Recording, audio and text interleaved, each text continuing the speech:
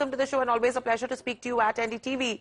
You know, the issues that IndiGo has been facing and the reasons that they have been giving for the cancellations right now vary. What would you have to add to that? Good morning. Always a pleasure to be with you on NDTV. Thanks for having me. I think this whole thing is a ridiculously shoddy, immature excuse, and what they're trying to do is pass the buck onto the DGCA and pass it on to the traveler.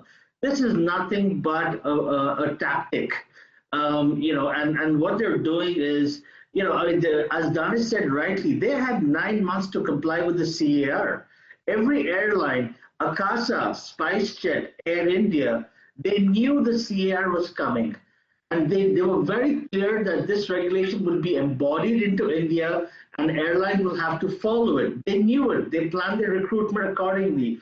They set their structures and schedules. How come their flights are not delayed or canceled because of crew and only IndiGo? So it's very clear this is a very uncouth pressure tactic by IndiGo. It's very unfair. Imagine who suffers? The traveling public suffers. And by doing this, they're trying to add pressure on the DGCA to change the CAR, which is never going to happen. IndiGo from the start has always wanted to change the CAR because they've always believed that they with their schedule, the old CAR worked great. But guess what? Pilots were getting extremely fatigued. You were pushing pilots to operate beyond the brinks of limits. And this was creating a whole lot of problems with crew. And that's one of the reasons why a lot of IndiGo pilots quit and moved over to Hong Kong Express and Air Asia, Vietnam, and the Middle East. Mark, the question that we're asking, therefore, is what is the regulatory response possibly going to be?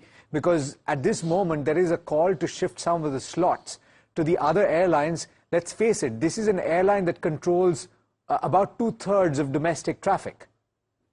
This is the largest airline in India right now. They control not just 2/3 of traffic, they control at least 55% of the traveling public if you look at the total number of flights and passenger movement. The regulator is not going to budge.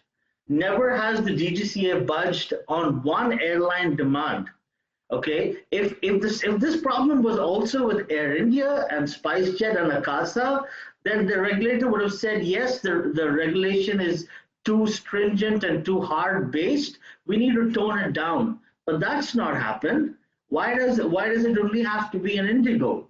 And I'll be honest with you guys, you know this sector better than anybody.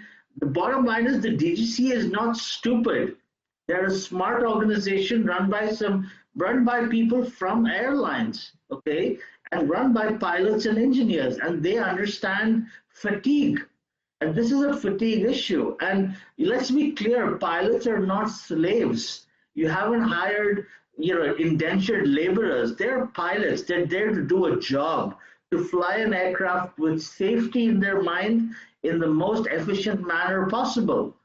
And this regulation, at some point in time, IndiGo would have to So Mark, basically what DGCA does is going to be very important from here on, the action that is taken, because flight cancellations continue. Thank you so much for joining us on the show and sharing your views. Let me head across to Avinash, who's waiting by patiently. Avinash, thanks for